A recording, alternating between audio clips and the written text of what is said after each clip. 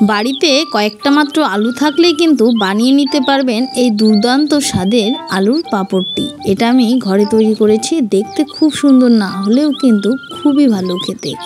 তো বাজারের এই কয়েকটা চিপস কিনে খেলে কিন্তু ঠিক পোষায় না, তাই আজ বাড়িতেই তৈরি করে ফেললাম। বাড়ির সকলে মিলে ভীষণই আনন্দের সাথে মজা করে খেয়ে নিয়েছিলাম। আপনারাও চাইলে এভাবে ট্রাই করতে পারেন। তাই ভিডিওটা শেষ পর্যন্ত দেখতে থাকুন, একদম স্কিপ করবেন না। স্টেপ বাই স্টেপ দেখাবো। আপনাদের আলুর চিপসও হবে দারুণ মুচমুচে, কোনো রকম খরচা ছাড়া।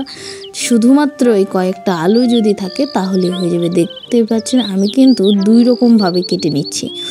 আপনারা চাইলে কিন্তু আলু কাটার মেশিন দিয়েও কাটতে পারেন। আমি দা দিয়েই কেটে নিচ্ছি, আমি দা দিয়েই পারি তাই কেটে নিলাম। তো দেখতেই পাচ্ছেন একটা কেটেছে আলু ভাজির মতো করে, আরেকটা কিন্তু আলুর পাঁপড়ের মতো। তারপর এদিকে কড়াতে জল বসিয়ে দিলাম, দিয়ে দিলাম কিছুটা পরিমাণ নুন। আর কোনো রকম কিছু ব্যবহার করব না, ওই সাদা হওয়ার জন্য ফিটকিরি বা কিছুই ব্যবহার করব না, কারণ এটা বাচ্চারাও খাবে তাই।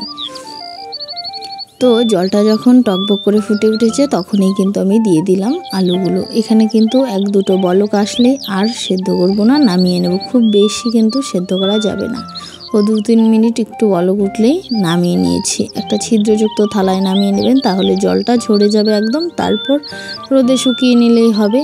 এভাবে কয়েকবার এই চিপসগুলো একটু করে সেদ্ধ করে নিলাম। দ্বিতীয়বার যখন দিলাম তখন কিন্তু আরেকটু নুন দিয়ে দিলাম, কারণ প্রথমটা নুনটা তো প্রথমটাতেই শেষ, তাই আর সামান্য মিশিয়ে দিলাম।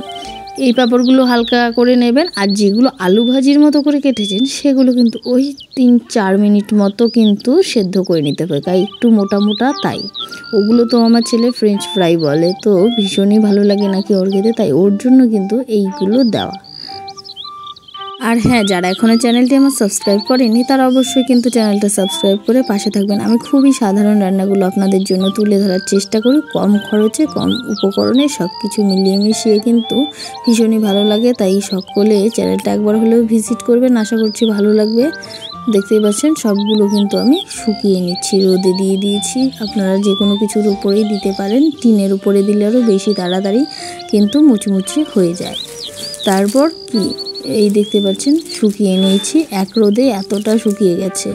তারপর ভেজে নিন, আর গরম গরম ডালের সাথে বা শুধু যে কোনো কিছুর সাথে কিন্তু খেতে পারেন। তো কেমন হয়েছে আজকের এই চিপস বানানোটা অবশ্যই কমেন্টে জানাতে ভুলবেন না। আজকের জন্য এই পর্যন্তই, দেখা হচ্ছে নতুন আরেকটি রান্নার সাথে।